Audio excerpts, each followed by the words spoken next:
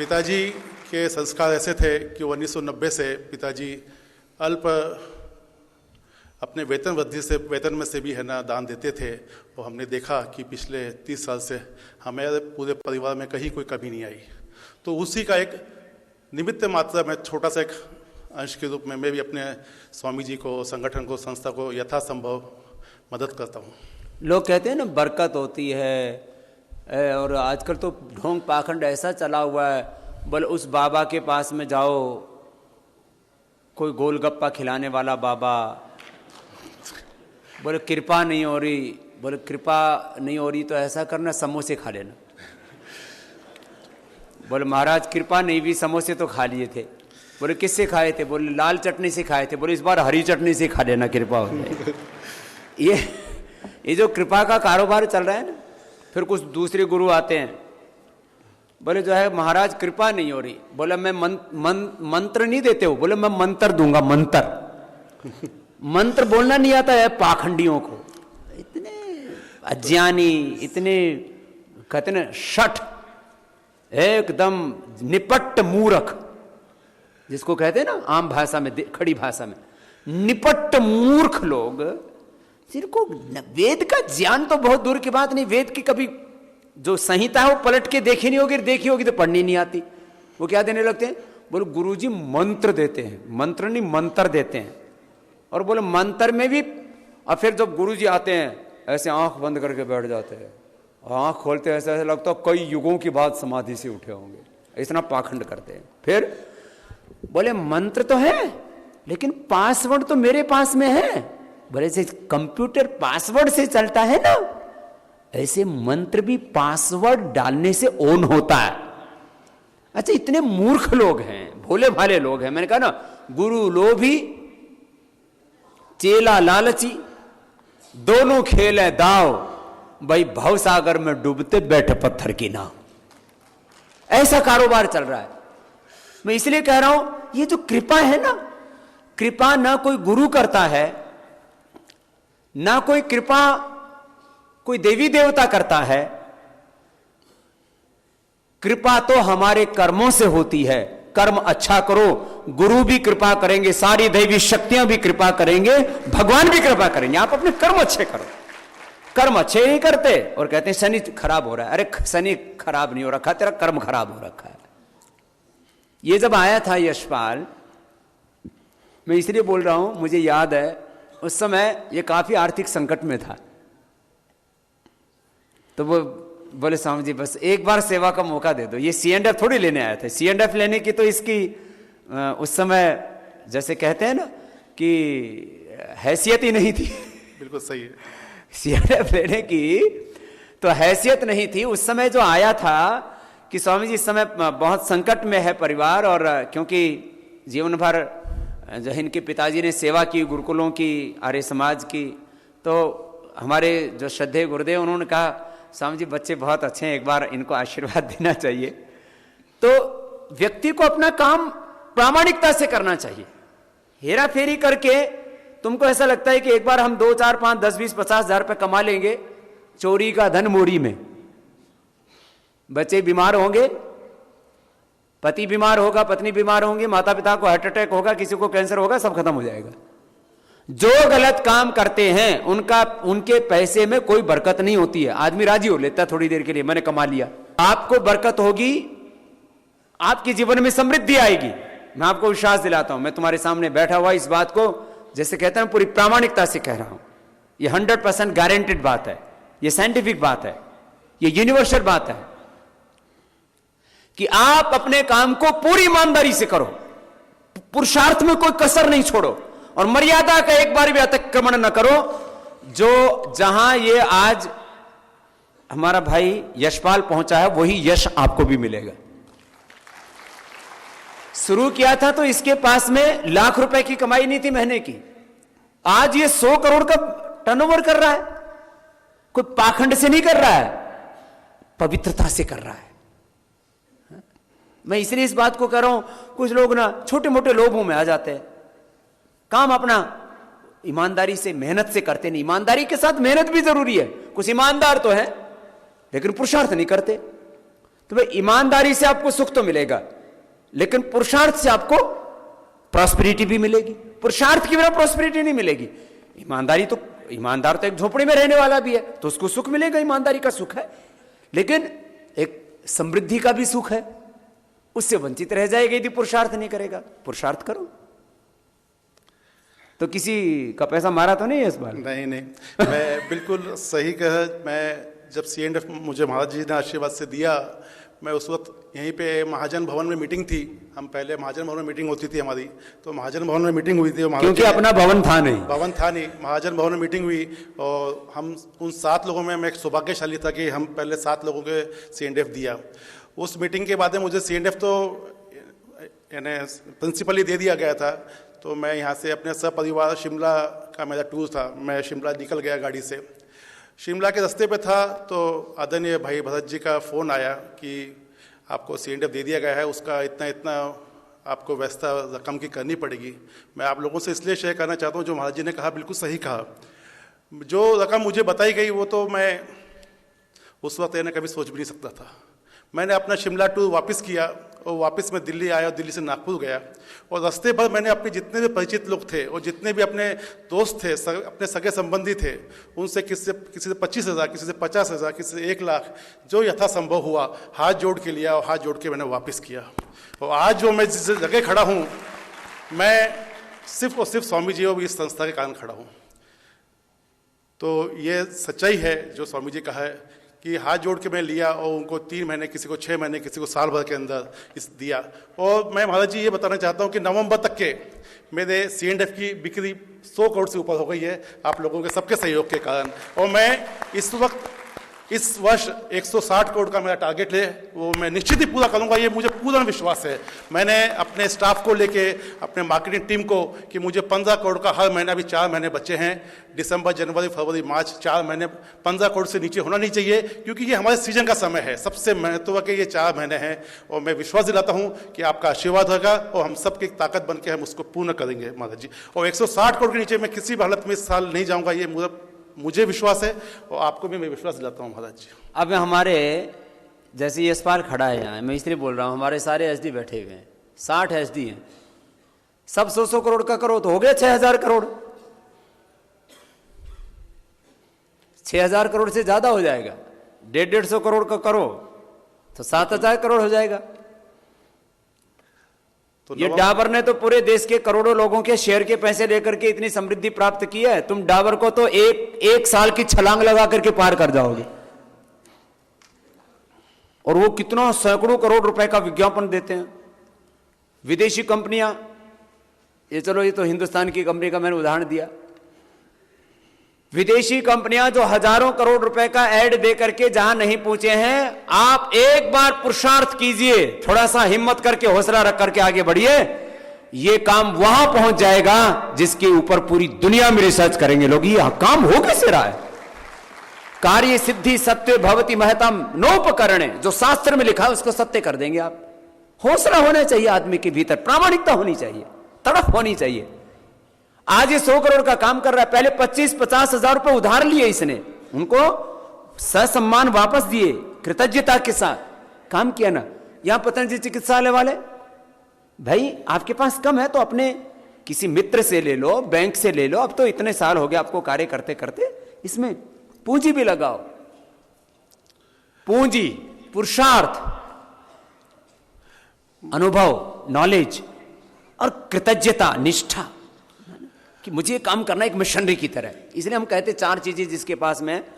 अभी मैं इसको बीच में रोक करके इसलिए बता रहा हूं, आज हमने, ऐसे तो देश के अलग बड़े बड़े अखबार हैं, पूरे देश में सबसे बड़ा सर्कुलेशन इस दैनिक जागरण का है।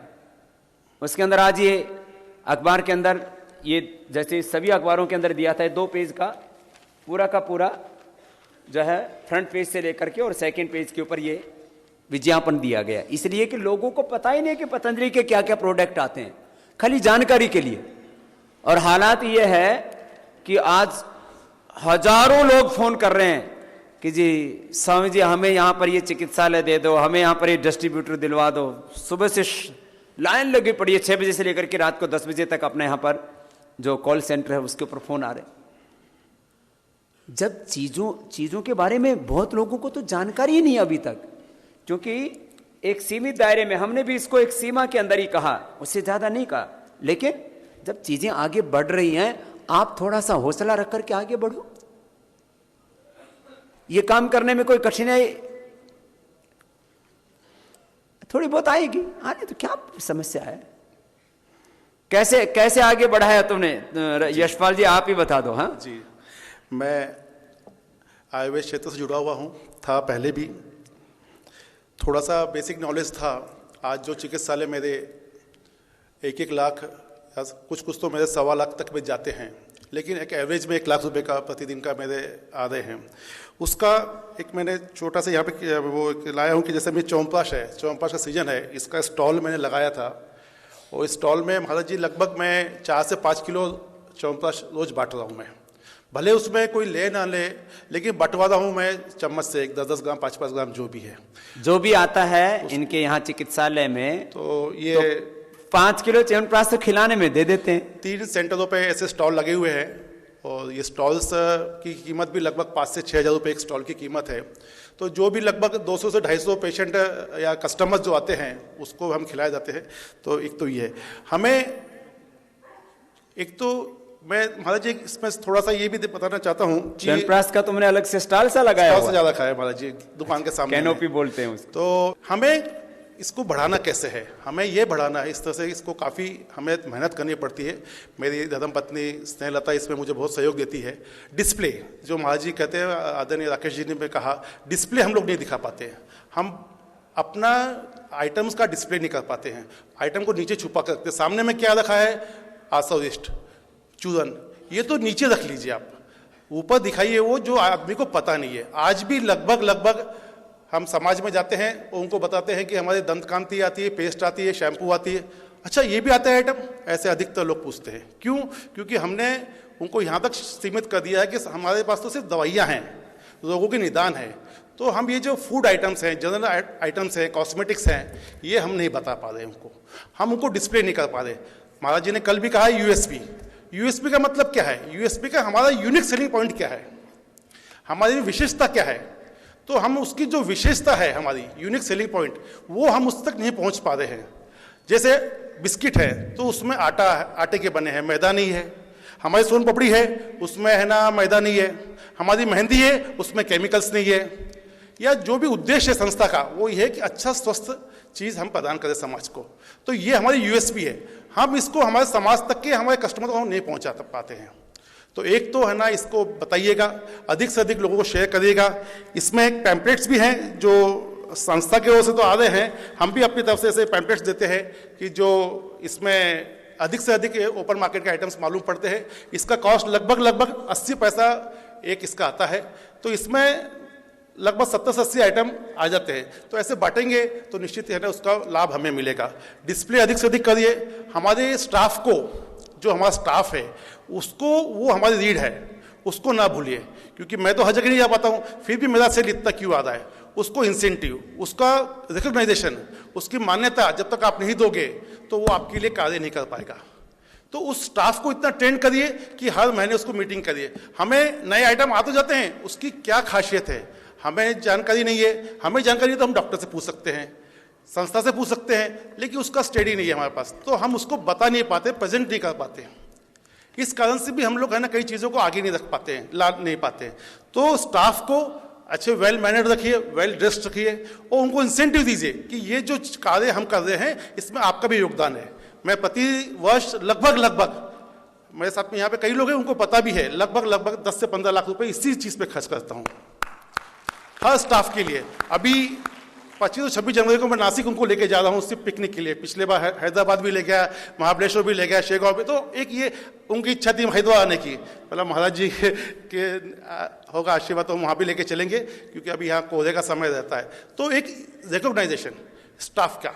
दूसरा, हमें ये जानकारी होनी चाहिए कि अभी सीजन किस चीज़ का है, च्यवनप्राश का है। तो च्यवनप्राश को प्लेसमेंट कैसे करना है। हम च्यवनप्राश का सीजन है, उसके हम 1 डब्बा लगा देते हैं, 2 डब्बे लगा देते हैं, तो उससे उसको मालूम नहीं पड़ता है। अगर वही हम 2 डब्बे की जगह 2 रैक में लगा देंगे तो उसको विजिबिलिटी, जैसे कल भाई राकेश जी ने कहा कि विजिबिलिटी, आई विजिबल होना चाहिए। आपने ऊपर रख रखा है, उसको ध्यान ही नहीं जा रहा है, आपका कोई मतलब नहीं था उसका। विजिबल होना चाहिए और उसको ये लगना चाहिए कि ये च्यवनप्राश के 2 काले क्यों हैं। अच्छा, आपका च्यवनप्राश भी आता है क्या? ऐसे लोग भी पूछने वाले हैं आज की तारीख में, ये क्यों है? क्योंकि हम पहुंच नहीं पाए वहां तक के। महाराज जी तो अपने लेवल पे, संस्था अपने लेवल पे एडवर्टाइजमेंट कर रही है, लेकिन हम लोकल लेवल पे उसको नहीं पहुंचा पा रहे हैं। तो इस तरह से उसको है ना प्लेसमेंट करिए। आप उसको 1 महीना 2 महीना आप च्यवनप्राश की जगह अलग बना दीजिए ना, बाकी आइटम को आप बाजू में रख लीजिए, तो च्यवनप्राश दिखेगा उसको फुल, तो उसको एकदम ध्यान जाएगा। जिसको नहीं भी आता है उसको ध्यान जाएगा। तो ये कमिटमेंट है टूवर्ड्स अवर आइटम्स। हमारा विश्वास होना चाहिए कि हम 100% सही हैं। छोटी छोटी बातों को लेकर हम बैठ जाते हैं कि उसमें ये है वो है, ये तो हर कंपनी में होती है। हमारी कंपनी में तो नेग्लिजिबल है, हमारी कंपनी में तो बिल्कुल नहीं है, और थोड़ी बहुत है तो वो बहुत नेग्लिजिबल है। उसके लिए हम ना पॉजिटिव अप्रोच रखें। हम रोते रहते हैं हमेशा, ये बाल नहीं मिलता, ये शॉर्ट आ गया, वो आ गया, उसमें एक ट्यूब कम हो गई। इस बात के पीछे ना चल के पॉजिटिव अप्रोच रखें कि जो संस्था हमारे लिए कर रही है हम उसके लिए क्या कर रहे हैं। हमारा अप्रोच हमेशा, अधिकतर देखता हूं मैं नेगेटिव बातें, हम मीटिंग में बैठते हैं नेगेटिव बातें। आज 262 रुपए की योग संदेश आती है, 565 रुपए की चिकित्सालय को आती है। यहां अधिकतर क्या बात होगी जी, योग संदेश लेट आती है 26 तारीख को, 20 तारीख को आती है। हम रोज का चाय का खर्चा 300 रुपए कर डालते हैं, क्या हम संस्था के लिए वो फ्री भी नहीं बांट सकते हैं? बच गई तो मैं अपने संस्था में, मैं अपनी दुकानों में जब तक जो बिक गई, जो नहीं बिकी उसको फ्री बांट देता हूं। इस तरह से हम क्या कर रहे हैं? इस तरह से हम अपनी संस्था के उद्देश्य को, संस्था के प्रिंसिपल्स को हम गांव-गांव तक, शहर तक के हर व्यक्ति तक पहुंचा रहे हैं। तो हम निष्पक्ष, यानी हम जो अप्रोच है हमारा पॉजिटिव होना चाहिए कि संस्था हमारे लिए बहुत कुछ कर रही है, हमें उसके, आज आप देखिए पिछले 2 दिन से स्वामी जी खुद यहाँ पे 12-12 घंटे 14 घंटे आपके लोगों के लिए दे रहे हैं। आप लोगों का, हमारा सबका एक डिस्ट्रीब्यूटर के लेवल पे आप लोगों को लाकर बिठा दिया है। जो डिस्ट्रीब्यूटर कमीशन देते थे वो आप लोगों को पास ऑन कर दिया है। ये कितना बड़ा है, ये तो मैं अभिनंदन करना चाहता हूं अपने सभी की तरफ से कि स्वामी जी ने पिछले 1 साल से हम लोगों को डिस्ट्रीब्यूटर बना दिया एक तरह से, और पूरे चिकित्सालय को 5% का है ना लाभांश अधिक दे दिया है, आरोग्य केंद्र को 3% दे दिया है। इससे संस्था को आर्थिक मूल्यांकन किया जाए तो जो आप लोगों को चिकित्सालयों को जो पहले दे रहे थे उसमें और अब में संस्था को 100 करोड़ रुपए का अतिरिक्त बोझ पड़ा है, 100 करोड़ का। और ये सब करने के बाद किसी को तो यही नहीं लग रहा कि कुछ किया है संस्था ने। जो मिल गया वो हमारा अधिकार, और जो नहीं मिला उसको प्राप्त करने की इच्छा। तो ये देखिए आप, संस्था ऐसा नहीं सोचना चाहिए। बिल्कुल सही है। आज 1 साल से 2 साल 3 साल पहले जब ओपन मार्केट चालू हुआ था तो हर किसी के मन में भय की वातावरण था। मैं ही शायद एक ऐसा इंसान था कि जो ये कहा कि स्वामी जी अच्छा होगा। आज उस मुकाम से हम देखिए आगे निकल गए हैं। आज हर चिकित्सालय, आरोग्य केंद्र 90 से 99%, 95% प्लस चल रहा है। क्यों? क्योंकि संस्था ने उस तरह का आपके बढ़ाने के लिए, आपको प्रमोट करने के लिए उस तरह का आपने खर्चा किया है, आप लोगों को है ना इंसेंटिव दिया है, आप लोगों को मार्जिन बढ़ा दिया है। तो मैं पुनः एक बार स्वामी जी का अपने सभी चिकित्सालय और आरोग्य केंद्र से अभिनंदन करता हूं और उनका धन्यवाद करता हूं कि उन्होंने हम लोगों को स्वयंबल तो बनाए हमें शक्ति प्रदान किया। आज आप देखिए, कल आपने देखा कि हमारा जो खर्चा था 20,000 रुपये का डॉक्टर का, उसका भी आधा स्वामी जी ने दे दिया। तो इसके लिए मैं उनको सभी के ओर से ना धन्यवाद देता हूँ कि आज स्वामी जी हमारे लिए कितना सोच रहे हैं। तो क्यों ना हम संस्था के लिए सोचे। आज कल बताया स्वामी जी लगभग 50 से 60 आइटम नए आ रहे हैं। तो आइए भाइयों बहनों, मैं आपसे भी दोनों करता हूँ कि हम उन आने वाले समय में जब हमें ये 60 आइटम 100 आइटम आएंगे तो हम अभी से अपनी तैयारी करें, अपना इंफ्रास्ट्रक्चर, अपना फाइनेंस, अपनी जगह, इस चीज को इतना सुदृढ़ बना लें कि आने वाले समय में संस्था को हमारा कोई साथीदार ढूंढने की नौबत ना पड़े। नहीं तो कहीं हम पीछे हो जाएंगे तो ये मौका कभी दोबारा नहीं आएगा। आज हर आइटम लगभग हर महीने 2 आइटम 5 आइटम नए आते हैं। तो डिस्प्ले करिए, आपका बोर्ड है उसको अच्छा बनाइए। अभी न्यू साइन के बोर्ड आ गए महाराज जी, मेरे 3-4 दुकानों में न्यू साइन का बोर्ड है, उसके पीछे 1-1 लाख से 1.5 लाख रुपए खर्चा है। लेकिन वो ऐसा है कि आदमी वहां से गुजरेगा तो उसकी निगाह जाएगी ही।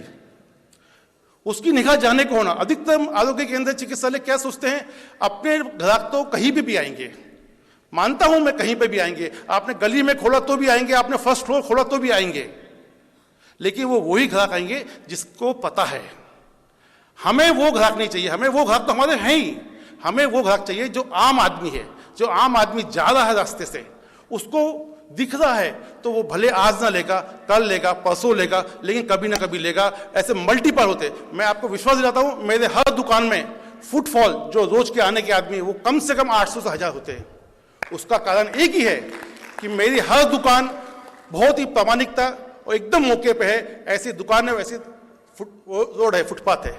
उस आदमी को समय नहीं रहता, किसी के पास आज समय नहीं है कि गाड़ी खड़ी करे, फर्स्ट फ्लोर पे जाएगा, अंदर गली में जाएगा। उसको मालूम है कि यहाँ गाड़ी खड़ी किया, 2 चीज लिया, चल देगा आगे। तो ये लोकेशन आज हमें लगता है कि 40,000 रुपये किराया क्यों दे, 25,000 रुपये किराया क्यों दे, 50 लाख की दुकान क्यों खरीदे। ये आपका इन्वेस्टमेंट है। दुकान ऐसी जगह लीजिए जहां पे आदमी को सुविधा हो, सहूलियत हो। डिस्प्ले ऐसा करिए कि है ना, आदमी की निगाह जाए उसकी तरफ। मैं अगले बार आऊंगा या अभी कभी आऊंगा तो जरूर महाराज जी को फोटोज दूंगा। इतने अच्छे सुंदर डिस्प्ले किए हैं।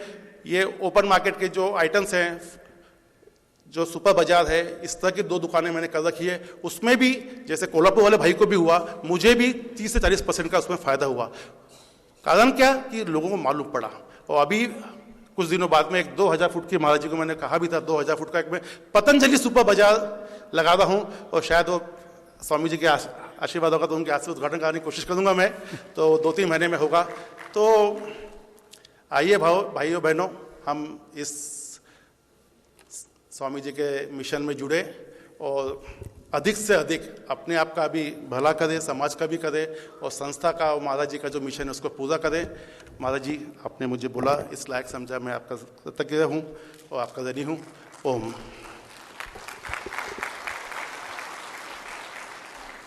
देखो, हमने कोई इसको यशपाल भाई को कभी उधार नहीं दिया। मैंने कहा भाई पैसे का प्रबंध तुम अपना करो। हम 5 व्यक्तियों को ये सेवा दे सकते थे, उसमें से तुम्हें चुन ले, यही उपकार है बस। इसको ही कृतज्ञतापूर्वक स्वीकार करो, बाकी अपना काम खुद करो। इस भाव से अपने काम को बेहतर कैसे कर सकते हैं, ऐसे करो। जो गलत हो रहा है, जो कहीं दोष है, कमी है, उसको ठीक करना चाहिए, मैं मानता हूं, लेकिन उसमें ऊर्जा प्रतिशत लगनी चाहिए हमारी 1%।